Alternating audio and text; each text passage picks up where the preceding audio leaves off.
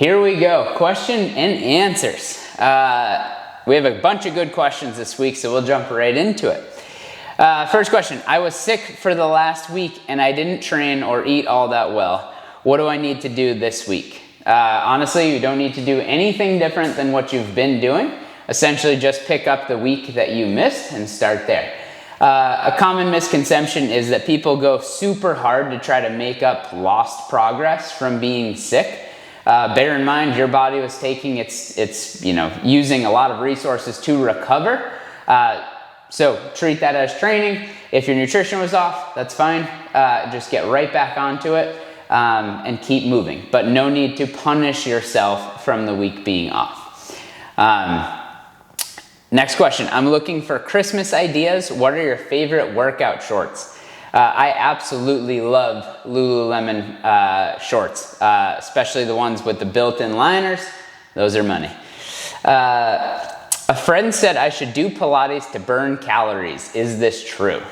I wouldn't really view any training as burning calories. Everything elicits a certain amount of energy it needs to expend in order to perform whatever it is. Pilates is probably going to be a smaller number on that. But that being said, ultimately, if you're looking to lose body fat, it's going to be a calorie deficit, and then find the type of training that you enjoy. So my question to you is, if you like Pilates, fantastic, do Pilates. If you don't like Pilates, there's no magic sauce that Pilates has that's going to make you lose body weight. So ultimately, find the movement practice you enjoy, and then eat in a calorie deficit to hit your body composition objectives or fat loss objectives. Let's see. Is it okay to skip dinner, or do I need 3 meals per day? You do not need anything. You do not need 3 meals per day. You can absolutely skip dinner if that's your prerogative. My move with that, though, is especially if you're in a calorie deficit or trying to be mindful of just consuming smaller quantities of food, aiming towards fat loss, keeping a consistent schedule really helps to mitigate that anxiety that'll bubble up of like, when's my next meal? When am I gonna be eating? Things like that. So my advice would be try to create some kind of schedule that you're gonna be able to stick to. And if that means getting rid of dinner, great. But for most people, dinner is a time where they're gonna have like potentially social engagements, or it's just like a nice way to conclude the day. So you don't need to eat dinner, but I wouldn't be treating it as you're punishing yourself as a way to do that. So that would be basically my advice, is you do not need 3 meals, you do not need 2 snacks, you do not need whatever. It's however you get your total calories in for the day. So if you find that scrapping dinner helps you and you enjoy that, great. If you enjoy dinner, figure out a way to eat dinner and still hit your total calories. Good question. What is your key to happiness? That is a good question. For me, it's having an understanding of a sense of purpose. And I'd say sense of purpose is being a dad, a husband, an entrepreneur, an athlete, putting myself into situations where I have to overcome adversity, whether that's like signing up for a big event, creating some kind of workout to overcome, writing daily emails, doing things like that. But for me, my key to happiness is having a sense of purpose and then being able to feel like I can help guide other people to just live a more fulfilled life. And for most people, that's finding a good balance and enjoyment in their training and encouraging them to get out and try new things. So for me, that's absolutely the key to happiness, is a sense of purpose, pushing yourself so you're getting yourself into positions where you're uncomfortable, and then therefore you teach yourself how to overcome that adversity, which just makes you that much more durable. And it's that sense of durability that makes you feel, at least personally, makes me feel super happy. That's a good question. I'm 19 years old and I don't have my life figured out. What should I do? You're fucking 19 years old. You should not have life figured out. I still don't have life figured out. My advice, though, is try as many different things as you can. Like if you're remotely interested in something, try it. Even if you're not interested in something, try it. I can't tell you the number of weird jobs that I've had or experiences I've been able to get myself into where I learned something, whether it was something about, a certain work industry that I thought I was gonna do, and I was absolutely gung-ho to explore and check out, and then I realized I hated it. Or I got myself into other things and I realized that I really enjoyed it. So my advice would be try as many different things as you can. Nothing's permanent, nothing needs to be permanent. Life is this kind of ever-evolving thing that we make up and we create. But relax, you're 19. Enjoy the fact that you're 19.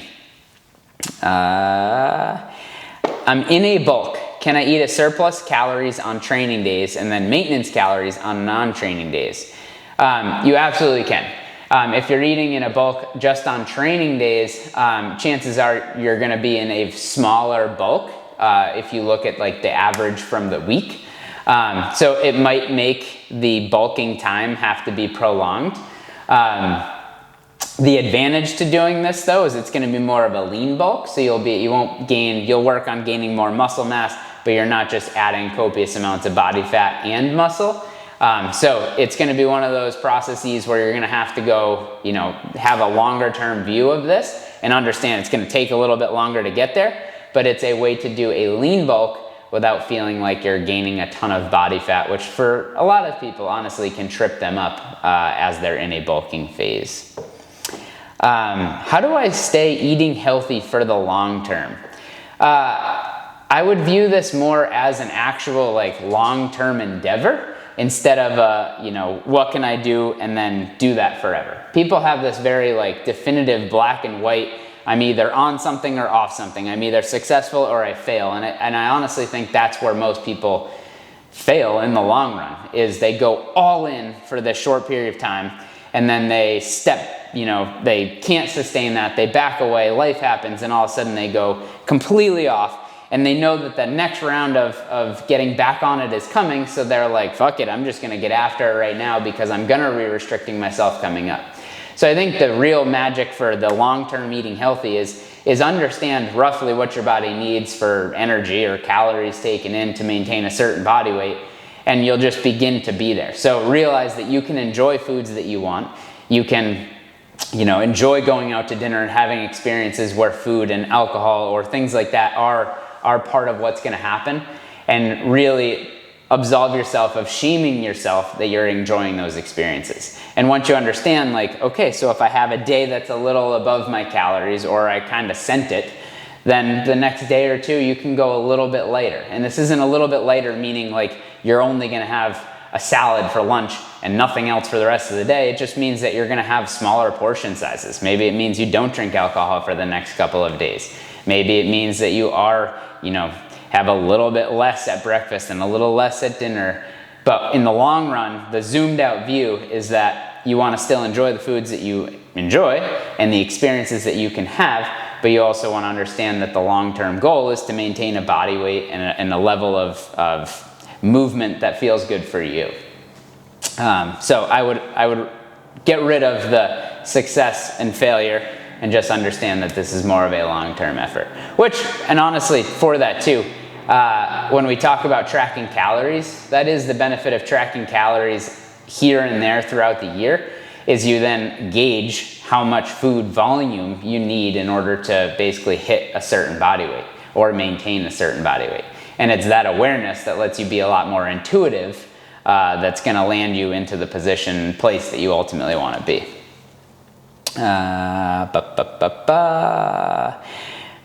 Ooh, I like this. How does programming differ for a 50-year-old versus a 20-year-old? It's largely fairly similar, unless you have injuries. Most people, as they do age, you just have more time that you've been moving around doing things. So the potential for injury is higher. So the training largely remains the same. We want to make sure you're mobile. We want to make sure that you are, we're working on building strength, and we want to make sure that your capacity to basically handle that is there. So there will be some work capacity efforts in there. Things that might change though would be potentially a slight decrease in total volume, just how much work you do in a session, and maybe more of an emphasis on recovery. Which I feel like when you're younger, something you can get away with is just doing a lot of volume with limited recovery or very poor recovery, and you can show up the next day or later that day and get right back into it. But as you get older, there is a need for a little bit more recovery, so being mindful of that. Ultimately though, the principles remain the exact same. The beautiful part of that is then that's where, like, especially if you're working with a coach, you can have the understanding of letting them know where you're at, which will help them to gauge, because ultimately you want to be able to do the maximum that you can without putting yourself into a risky territory. And the more you can communicate with somebody in the know on that, the easier it's going to be for them to tailor things and the best results you're going to get from that. But I'm not a fan of this whole like, oh, I turned fill in the blank age and I can no longer do this. I mean, our bodies are meant to move. I've worked with 80-year-olds who still go ski 100 days a year and surf on surf trips and do all these things that they still want to do, where age is just a number. As long as you keep doing those things, you're going to have those available to you going forward. So that was a good question. How do you have sustainable yet long-term weight loss? Really good question. First, understand this isn't going to be a linear thing. Like, you're going to have peaks and valleys, but as long as the trend goes in a positive direction or in a weight loss direction, you're going to be doing well. Also, in the zoomed out view of this, what's going to happen is you'll do a cut. So you'll put yourself in a calorie deficit. You'll come down a little bit. You'll hold that, and then you'll eat at maintenance calories. So essentially, like, let's just say somebody's 200 pounds. They might go down to 195, and then we might eat at maintenance calories for a while. So they might be in a cut for 4 weeks or 6 weeks. We might maintain that for a couple of weeks at 195. Then basically you go back into a cut, go down to 190, then you level back out. And it's basically the series of processes where you go down, maintain, go down, maintain. And what that does is it makes it so you're not living this like I'm forever in a diet deal, which ultimately isn't going to last. Like, you need little diet breaks. It's called reverse dieting, where you essentially like ease your way back out by slowly ticking up your calories. And as you uptick in your calories, ultimately we're finding that place where you can eat the maximum amount without gaining weight. And what that does is that allows you the next time you go into the cut to still be eating a good amount of food without being so restrictive, which will still allow you to perform well, think clearly, things like that. But ultimately, the long-term success is understanding you're going to go cut, you're going to rest or maintain that, cut, rest, maintain, so forth, and that allows the longevity to really be there. One last question for this round.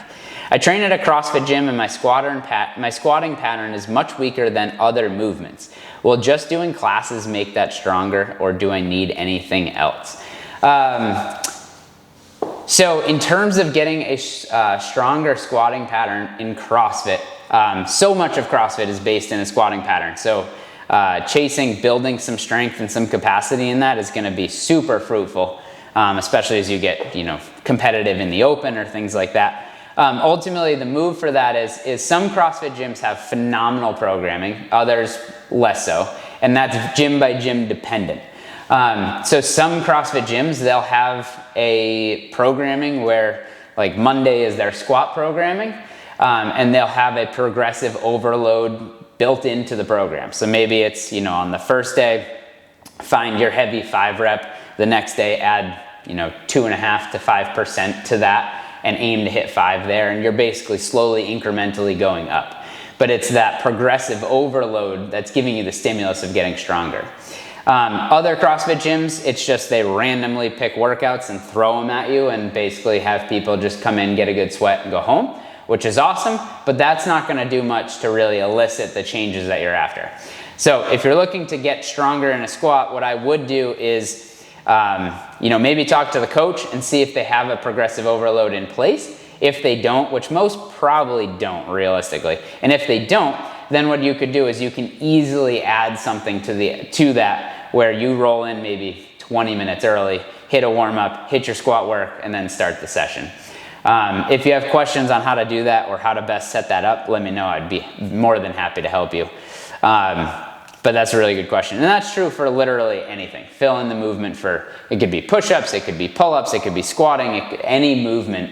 You need to have some level of progressive overload in whatever you're looking to get better at. If you're just looking to becoming a better athlete and like improving your GPP or general physical preparedness, then ultimately, you can just get in and make sure you keep moving on a regular basis. And as long as you're pushing yourself, like, you're gonna see improvements in your performance. But if you're looking for one key marker or indicator to improve, you need to have some kind of structured plan to move forward with that. So with that, I feel like that's a really good question to end on. We'll keep it there. I love getting all these questions throughout the week. So if you have anything you would like me to discuss or just get my feedback on, let me know. I'm here for you. Thank you, guys.